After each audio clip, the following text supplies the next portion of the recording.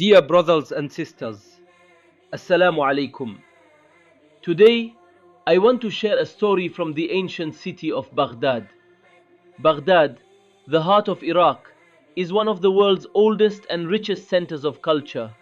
It was founded in the 8th century during the Abbasid Caliphate and quickly became a shining home of knowledge, trade, and innovation. Its scholars, its libraries, its marketplaces, all gave life to a city built along the flowing Tigris River. Through eras of greatness and moments of hardship, Baghdad has always stood as a symbol of resilience and deep spiritual heritage. Among its people lived a scholar.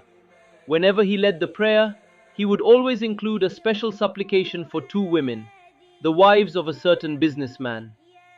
One day, people asked him, "Who are these two women you always pray for?" He replied, "There was a wealthy businessman in our city. He had no children. For trade, he often traveled from Baghdad to Sham, sometimes staying there for months. During one of those journeys, he married a second wife. Islam allows a man to marry up to 4 wives, but only if he treats them all with justice. After marrying his second wife, he stayed longer in Sham. He bought her a home, spent much of his time with her. When he returned to Baghdad, his first wife noticed a change. A wife can always sense when something is wrong. She sought help from an elderly, wise man she trusted.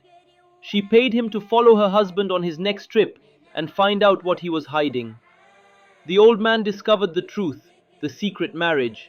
He came back and informed the first wife. But she was patient, intelligent, and dignified. She waited for her husband to return, hoping to speak calmly. Yet when he came home, he fell ill, weak, and frail. She chose not to confront him.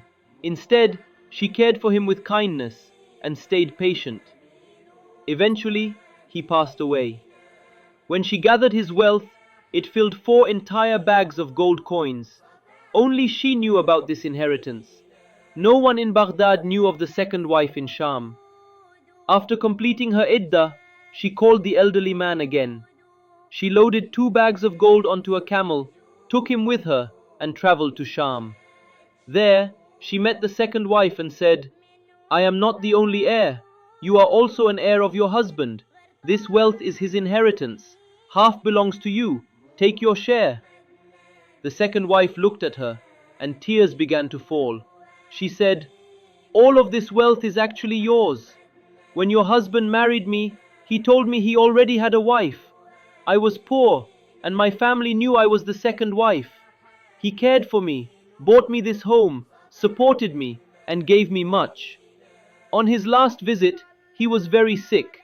He told me he might not survive, so he gave me a large sum of money and divorced me, telling me I was free to marry again.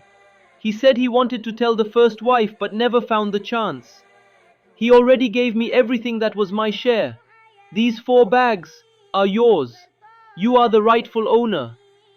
The scholar then said, "Tell me, when women possess such honesty, such character, such fear of Allah, should I not pray for them after every single prayer?" Jazakumullahu khairan. Wassalamu alaikum wa rahmatullahi wa barakatuh. من مكة حبيبي نوره سطع في المدينة يا خير البرية أنوارك بهية يا خير